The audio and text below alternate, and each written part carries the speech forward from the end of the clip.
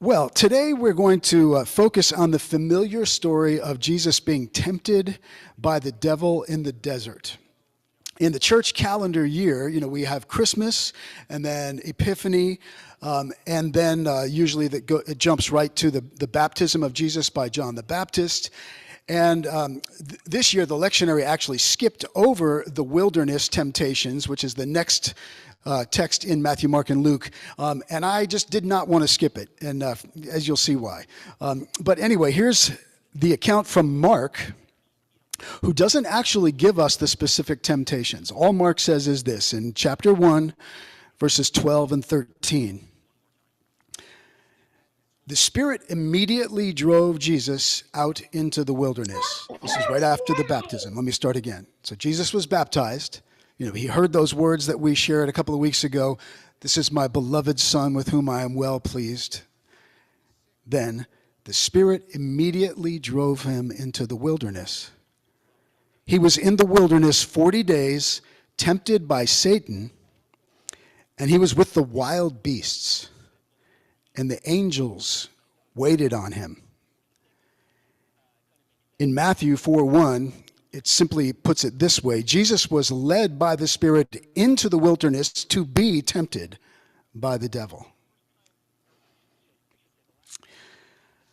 Well, I heard a little joke about temptation in preparation this week that actually, the more I thought about it, the more sophisticated the joke was to me. And for some of you, this might be the best part of the message and the deepest part.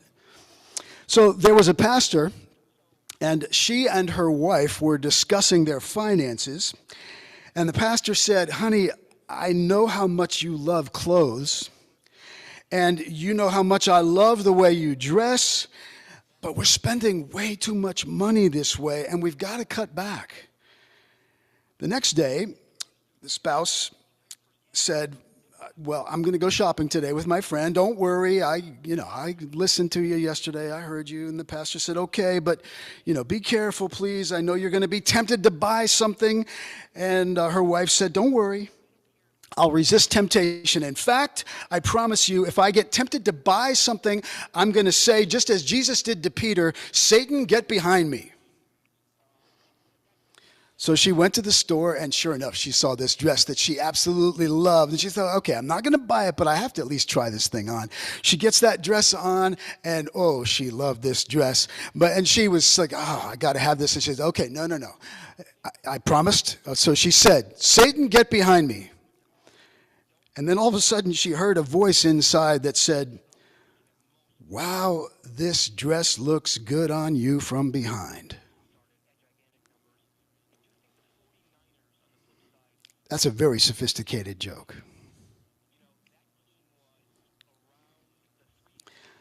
Tom liked it.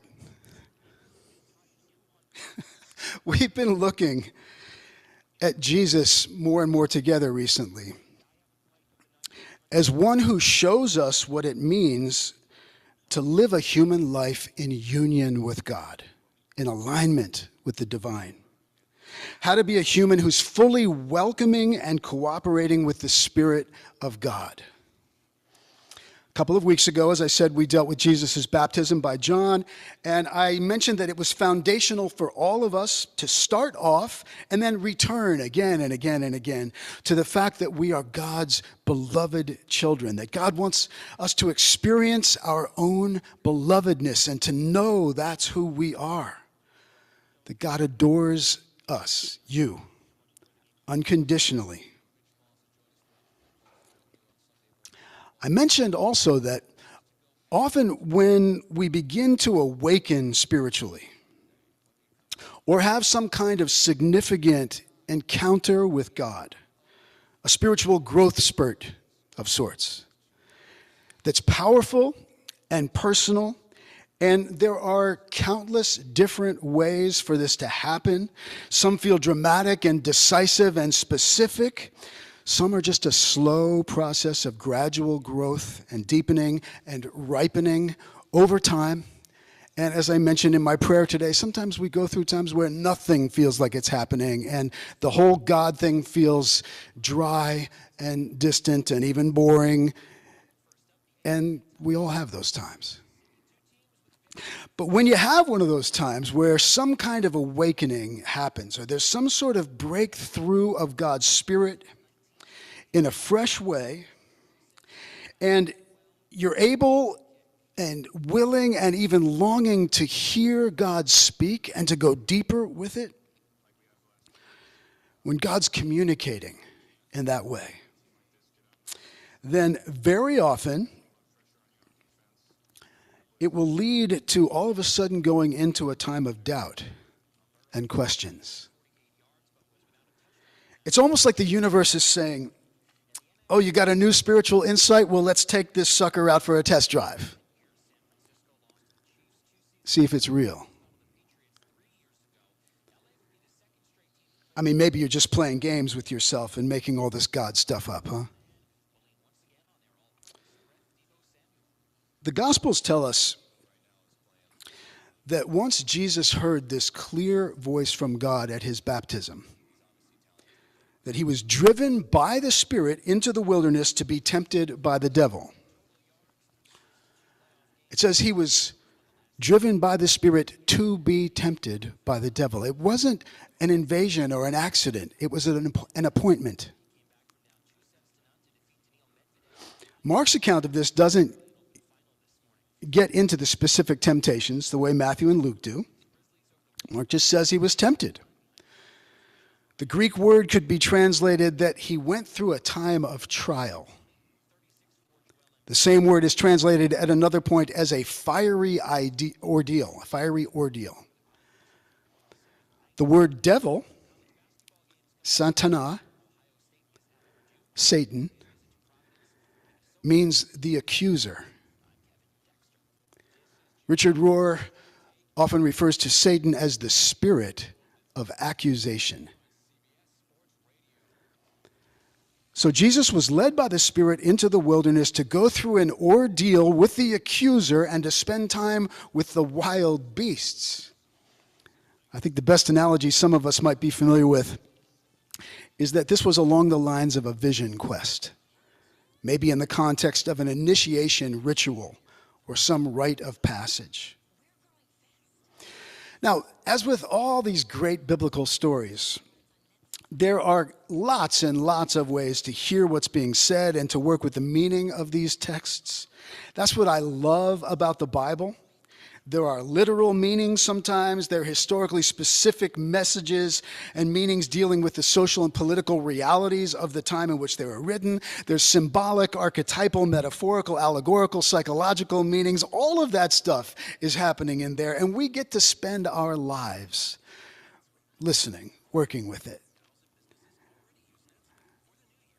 You can spend your whole life with these stories and never exhaust their meanings. And I hope you're not frustrated by that. I mean, that just is a declaration of the richness and the beauty of these stories. Today, I just want to name, as we're looking at Jesus as one who shows us what the path of knowing God as he did looks like, that dealing with inner doubts and questions, with our own issues, our temptations, our egos, conflicts, our inconsistencies, the accusations we often levy against ourselves, let alone others. This whole area is sometimes referred to as, quote, wrestling with demons. That doesn't mean they're necessarily evil. It's just a way of referring to our stuff, our issues. And we all have it. In a general sense, what we're seeing here is that Jesus, being human, needed to deliberately stare down some demons. That's a phrase we sometimes use when we're talking about this stuff, when we're dealing deliberately with the things that mess us up, that trip us up, that keep coming back to haunt us if we don't deal with them, and prevent us from being free and as free and as fruitful as we'd like to be. They can even prevent us from actually ever even stepping into the ministry, the work of service that God has for us. So Jesus was led by the Spirit into the wilderness in order to be tempted. As I said before, it wasn't a surprise attack. It was an appointment. That's why he went there. To do some deep inner work in preparation for the outer work of his public ministry and mission. So one thing I want to say is it's not sinful to be tempted. It's human. It's part of the deal. As one person that I can't remember where I heard this, but that once said that we're not responsible for the first thought that comes to our minds. Now, where we go from there, we have some degree of responsibility for. It made me think about Martin Luther's famous dictum with regard to sexual temptation. He said, "I cannot prevent a bird from flying over my head, but I can prevent it from building a nest in my hair." The metaphor has its limits for people like me, but you get it.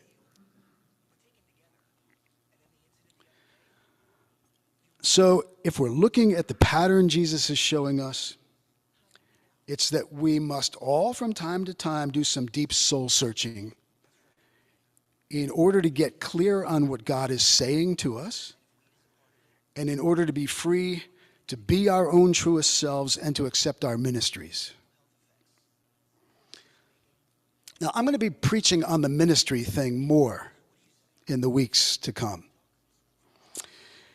And please know that if you're just checking out us as a church today, that's wonderful. You take your time. You're welcome to do that. No one's going to send the God Squad to you. You don't even have to turn your camera on. Nobody does, for that matter. Zoom's actually proven to be a great way for people to check out a new church and to just kind of drop in. That's fantastic. But if you're around here for a while and you're getting involved with this congregation, then I want you to know that just dropping in with a kind of consumer mentality on what's going on in this or that church is not really what Jesus was talking about.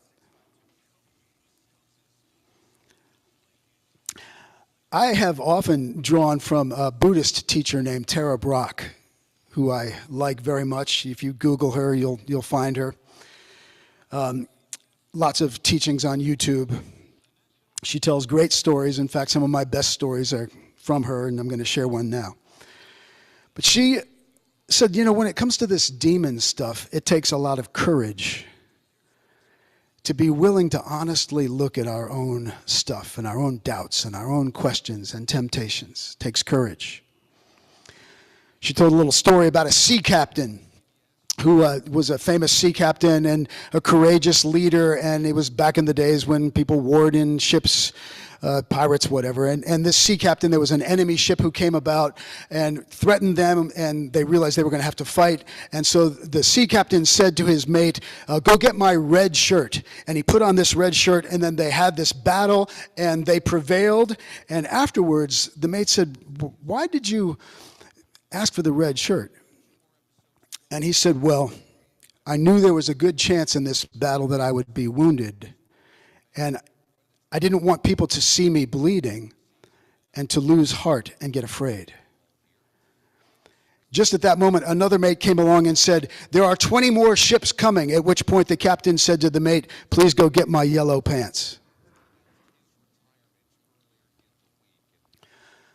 Take some courage. Interestingly, these darker forces that we sometimes have to deal with are most dangerous and destructive when we run from them or deny that they're there. And as Tara Brach teaches from the Buddhist perspective, they actually begin to lose their power when we deal with them straight on. And there's a powerful teaching on all this that comes from the songs of Milarepa, an 11th century Tibetan Buddhist teacher.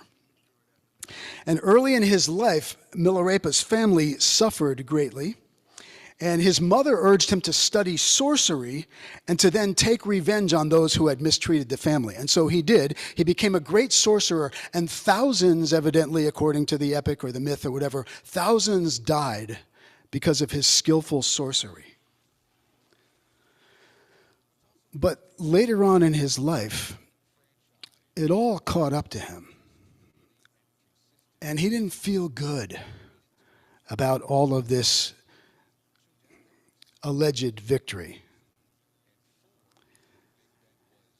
And he decided to give up vengeance and instead to go on a deep spiritual journey and to try to find his own heart and soul. He looked back on things with a lot of regrets. He found a teacher finally who put him through all kinds of trials to prove himself in order to just be accepted as a student. He was. Then he spent years in caves studying and contemplating and learning how to wake up spiritually and to become a healer. And he wrote songs out of these experiences of working through the conflicts of his own inner life and finding freedom. And those songs wound up being his greatest gifts. The main metaphor used during his time in the caves was that through spiritual practices, he was, quote, facing his demons, which were basically his mind's projections of his own regrets and the consequences of his deeper issues like aggression and lust and passion and aversion. These things within him would actually appear to him like separate beings or wild beasts or monsters on the walls of the caves. But here's how he found freedom. Instead of freaking out when these things would come, he would sing to them. And he'd welcome them and he'd say, "Hello. It's wonderful you came today. Come again tomorrow if you like. From time to time, we should talk." And what he had learned was that if you fight the demons or deny them or run away from them, that just feeds them. The demons, and I'm talking symbolically, thrive on our denial and rejections of them. And when Milarepa welcomed them, they would get smaller and eventually just fade away. One day, evidently, pretty much all the demons decided to show up at once. I don't know if you've ever had one of those days where all of your stuff just is there. The whole cave was filled with these monsters projected on the walls, so he welcomed them and sang to them and made tea for them, and most of them faded, but there were a few really gnarly ones who stayed. And one was just berating Milarepa relentlessly. And that's according to the story when he made his most brilliant and courageous move. He put his head in the demon's mouth. And this was not a symbol of surrender or defeat or despair. It was a symbol in this teaching of his realization that only complete and total vulnerability would set him free. When he was courageously ready to do anything, whatever it would take, to not live in fear of this demon, then the demon disappeared. And all that was left was the light of pure awareness and clarity. Well, let's get back to Jesus. All we know is that when this appointment with the dark forces or the wilderness was completed, the angels ministered to him. And then in the fresh clarity and light of his own conscious awareness, he began the 3-year ministry that we have access to in the Gospels. Once he'd worked his way through the things he needed to deal with, then he was free to engage in the ministry. And by the way, this isn't a one-time linear process. These things come up, we work with stuff, We get free, we go out, other things come up. It's just part of the journey. And I'm going to close by noting a pattern that I think we see here today and that I want to share with you. I got this from the amazing spiritual teacher Ken Wilber. He says, there are basically 4 stages in the spiritual journey. They're not always linear, and we weave in and out of them, and we're never done with any of them. But the 4 stages are wake up, clean up, grow up, and show up. We wake up to the beautiful truth that we are God's beloved children. That's our foundation. And then we do some inner work of cleaning up, maybe getting some things right, making some changes, growing up. Questions and doubts and wrestling with demons are a part of this process of cleaning up and growing up into who we truly are. And then we show up. We make ourselves available for God to use to bring love and healing and goodness to others. So I'm going to wrap up by simply asking you, how does what I've been talking about this morning apply to you? What soul searching do you need to do right now? Or maybe you're in the midst of. Where are you most tempted? Not only is there no need to pretend that you're not, freedom comes by dealing directly with what is. Where do you need, in a healthy way, to be willing to be more vulnerable in order to be more free? And if this brings up anything that any of you want to talk about, that's what I'm here for. Don't hesitate to be in touch. And that's why we have each other, by the way. So finally, I just want to say that everything I've been talking about applies to us as individuals, but also to groups of people, to churches, institutions, nations.